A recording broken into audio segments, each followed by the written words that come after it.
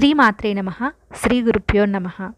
పూర్వం సుఖకర్ణుడు అనే ఒక వ్యాపారి ఉండేవాడు. అతను మహాధనవంతుడు. అతనికి వ్యాపారం తప్ప మరో ఆలోచనే లేదు. పిల్లికి కూడా బిచ్చం పెట్టడు. ఒక్క రూక కూడా దానం చెయ్యడు. దీని కారణంగా ఆయన అపారమైన ధన సంపదలు తన వద్ద పేరుకొని పోయాయి. దీపావళి రోజు ఒక్క టపాసు కూడా కాల్చేవాడు కాదు. అలా ఉండగా ఓసారి ప్రయాణం చేస్తూ పాము కాటుకి మరణిస్తాడు. ధనం మీద వ్యామోహంతో తిరిగి మరలా పాముగానే జన్మించి తాను దాచిన ధనానికి తెలియకుండానే తానే కాపలా కాయసాగాడు సుఖకర్ణుడు అనేటువంటి వ్యాపారి.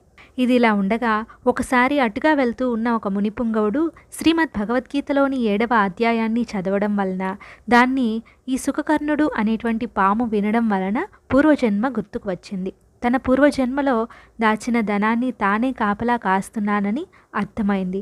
తన సంపద తన సంతానానికి చెందాలని పుత్రుల కలలో కనిపించి ధనం గురించి వివరించి చెప్పాడు. దాంతో పుత్రులు పెరడంతా త్రవ్వసాగారు. కలుగు లోపల ఉన్న ఆ పాము తన పుత్రులతో, నాయనలారా, నా కింద ధనం ఉంది. మీరు కనీసం నా కోసం నేను శరీరాన్ని విడిచిన రోజున శ్రీమద్ భగవద్గీతలోని 7వ అధ్యాయాన్ని చదివితే నేను మన వంశ పూర్వీకులు తృప్తి చెందుతారు అని చెప్తాడనమాట సుఖకర్ణుడు అనే వ్యాపారి. పుత్రులు అలాగే చేస్తారు. విన్నారు కదా భగవద్గీత 7వ అధ్యాయం యొక్క మహాత్మ్యాన్ని. ఈ అధ్యాయాన్ని నిత్యం చదవడం వలన పూర్వీకులు, తాతలు, తండ్రులు ఎవరైనా చనిపోయిన వారు ఉంటే వారు సంతృప్తి చెందుతారు. అలాగే ఆకస్మిక ధన ప్రాప్తి కలుగుతుంది. మిగిలిన అధ్యాయాల యొక్క మహాత్మ్యాలను తదుపరి వీడియోలో తెలుసుకుందాం.